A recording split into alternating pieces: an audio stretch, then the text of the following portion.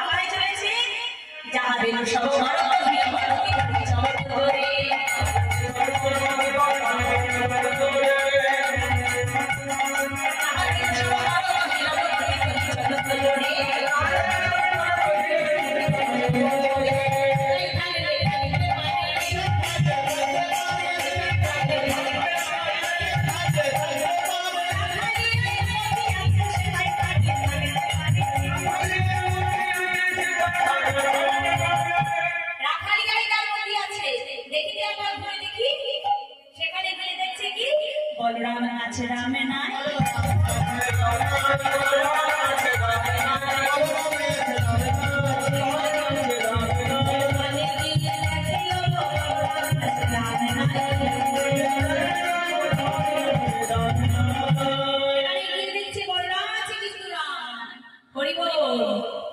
যদি মনে মনে চিন্তা করছে আমি গোবিন্দকে দেখতে পাচ্ছি না, তাহলে আমি অহংকার করে এসেছি যে আমি গোবিন্দকে আনবই আনবো, এই বলে কি আমি একটু গর্ব করে এসেছি?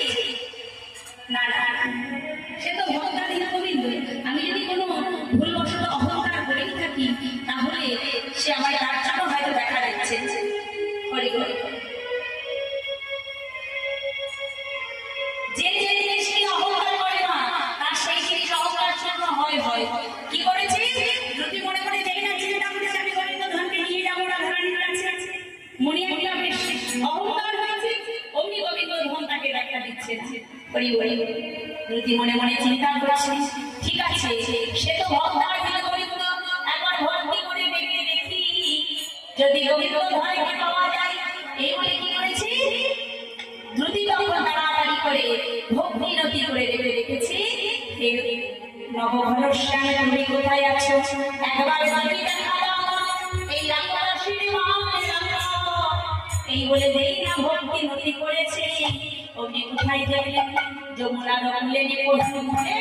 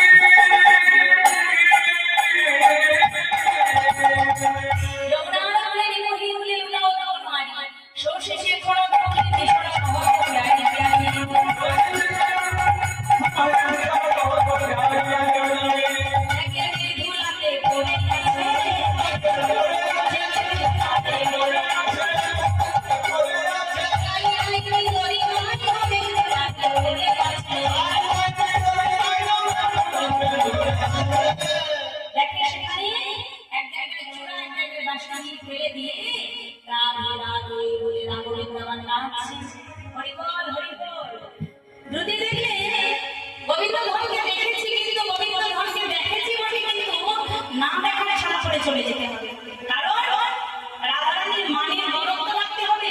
এই বলে কি করেছে? না দেখার সারা করে দ্রুতি চলে যাচ্ছে, আর গোবিন্দ দ্রুতিকে দেখেছি, দ্রুতিকে বলছে তুমি এমন করে আমার, তুমি কি আমায় দেখতে পাও? তুমি এমন করে চলে যাচ্ছ। বললো কি কথা কহিবি মা ধর তুমি তুমি কহো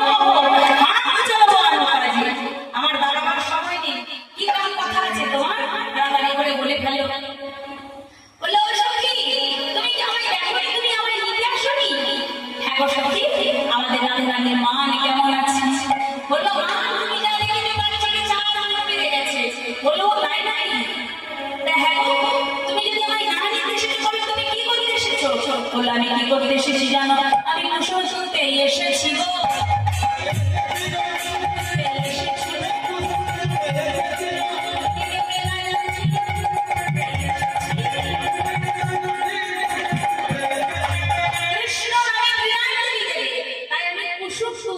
আমি তোমায় নিতে আসি। বললো তুমি আমায় নিতে আসনি? ঠিক আছে তবে আমি বিষ নিয়ে মরবো। হরি বল। বললো বিষ নিয়ে মরবে? আমি জানি তুমি চন্দ্রাবলী রূপবদ্ধ করে অপরাধ লাভ করে বসে আসো, তোমার মৃত্যু নেই। তবে শোনো, তুমি যখন এমন করুণা করে বলছো তখন দেখি তুমি একবার চলো আমার সঙ্গে, যদি রাধারানীর মান ডাক না পাবে। হরি বল। তবে শোনো, আমি আগে আগে চলে যাবো, তোমার চূড়াবাসী আমার সামনে দাও, তুমি আমার পিছু পিছু আসবে। হরি বল। গোবিন্দ বললেন এই তো সুযোগ, একবার যাওয়া যাক দেখি। এই বলে কি করেছে? আগে আগে ভেঙে চলে পাছু চলে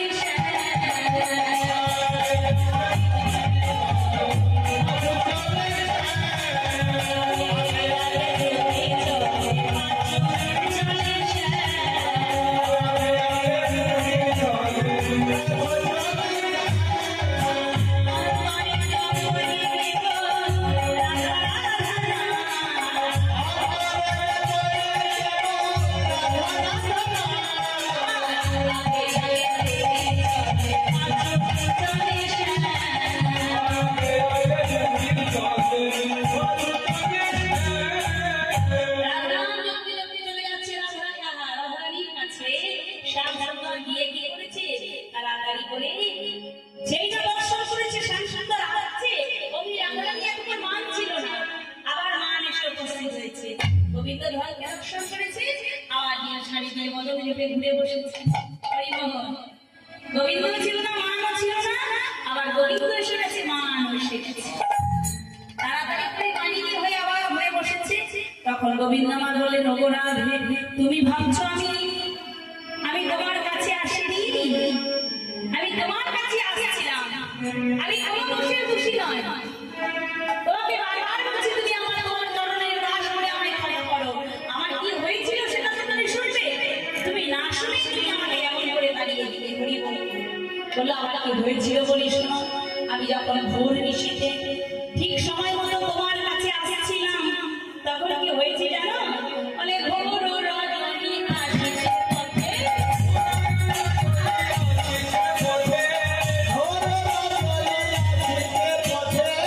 আসিয়া ধরিল আমার হাতে, বলে আলো ভালো এসে পড়েছে মাঠে,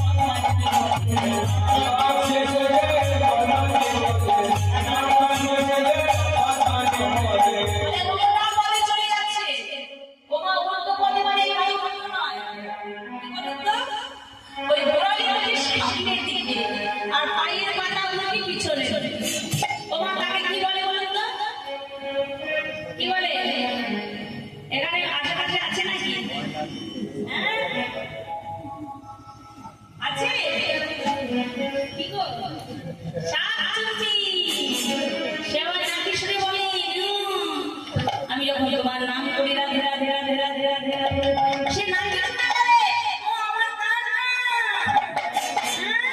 আমার সঙ্গে নিয়ে সে নাম করতে ভালো লাগে না। হরিব ওরা সে আবার কি করলো জানো? সে হাতে ধরিয়া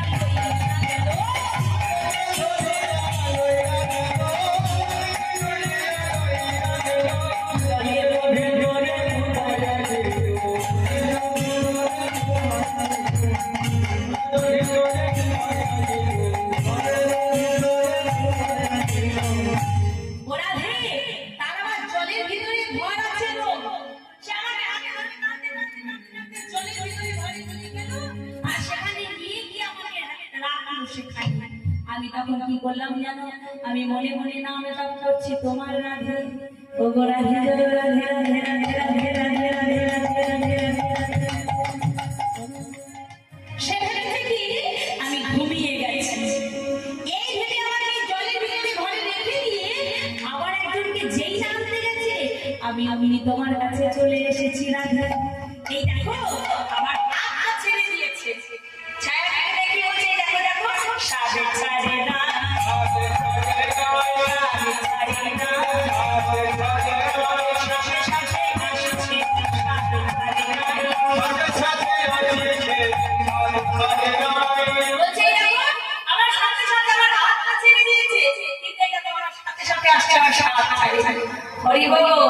রাধারানী কি হাত থাকতে পারে গো?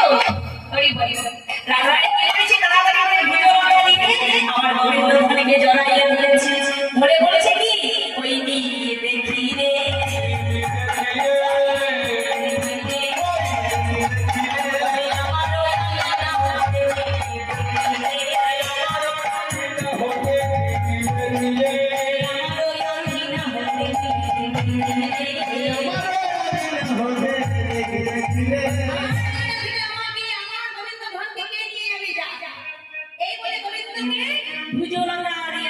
জড়াইয়ে ধরেছে, বলে যুগলে বলো